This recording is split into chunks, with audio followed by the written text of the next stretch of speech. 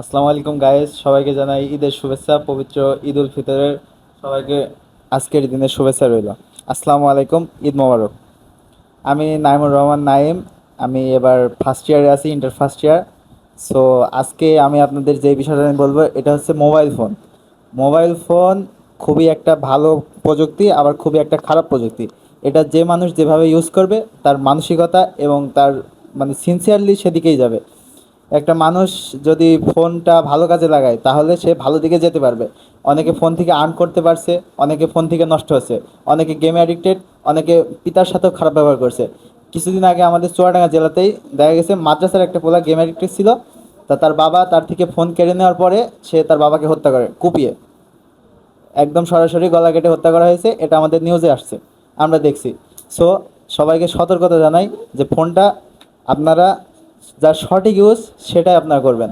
আর বর্তমান সবচেয়ে মানে কিডস টাইপের ছেলেরা এরা সবসময় যারা আছে গেম আর কার্টুন, এই দুইটা পাইলে আর কিছু চায় না। ফোনে যেগুলো আছে ভালো সাইড সেগুলো দেখুক। আপনারা সিনিয়র, আপনারাও সেগুলোই দেখাবেন। আপনারা চাইবেন না আপনার সন্তান খারাপ হোক, কিংবা আপনার সে ভাসতে ভাইয়া যেই হোক খারাপ হোক। ছোটো থেকে যদি আপনি এটা নার্সারি করেন তাহলে বড় হলে আপনি সেটার ভালো ফল পাবেন। তবে আমাদের আমাদের যেগুলো আছে ভাইয়া ভাস্তে ছোট বোন, তবে আলহামদুলিল্লাহ আমরা অনেক দূর এগিয়ে যেতে পেরেছি। আস্তে আস্তে এদেরও একটা পর্যায়ে আসছে। সবাইকে জানাই আসসালামু আলাইকুম, আমি বলে এখানে শেষ করছি।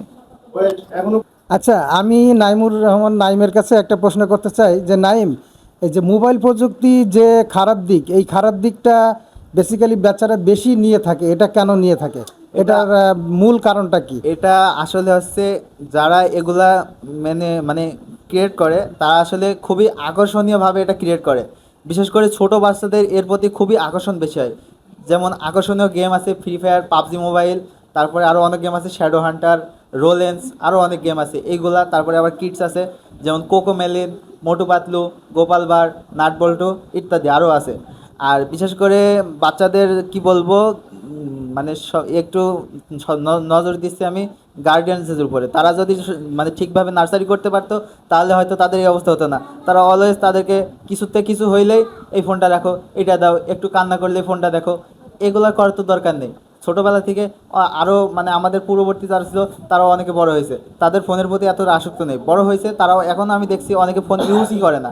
আবার অনেকে আছে বাটন ফোন ইউজ করে, কিন্তু পার্সোনাল ফোনেও তারা ইউজ করছে, কিন্তু এতটা অ্যাডিক্টেড না পোলাপান যেভাবে অ্যাডিক্টেড হইতেছে। সুন্দর মতো বোঝাতে পেরেছে।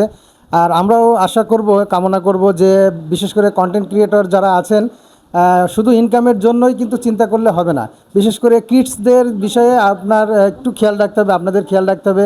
বিশেষ করে কিডস যারা বা ছোটো বেবি যারা, তারা যেন কোনো কিছুতে অ্যাডিক্টেড না হয়ে যে খারাপের দিকে চলে যায়। বিশেষ করে আপনারা যেসব কার্টুন টার্টুন বা এইগুলো তৈরি করেন, সেগুলো কিন্তু একটা পরিবারটাকে ধ্বংস করে ফেলে অনেক সময়।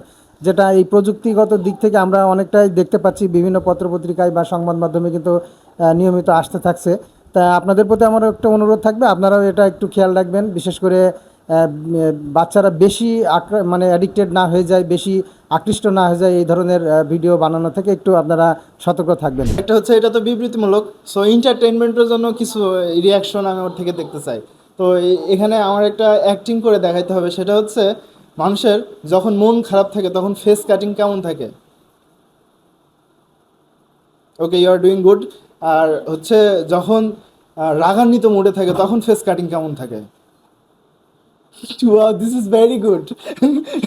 অ্যান্ড যখন মেজাজ খারাপ থাকে, মেজাজ খারাপ থাকলে তখন কেমন থাকে। মেজাজ খারাপ অন্য কারণে হয় বা বিভিন্ন কারণে হয়। ওকে, আর হাসি মুডে থাকলে, ফানি মুডে থাকলে। ওকে, ইট ইজ ভেরি গুড।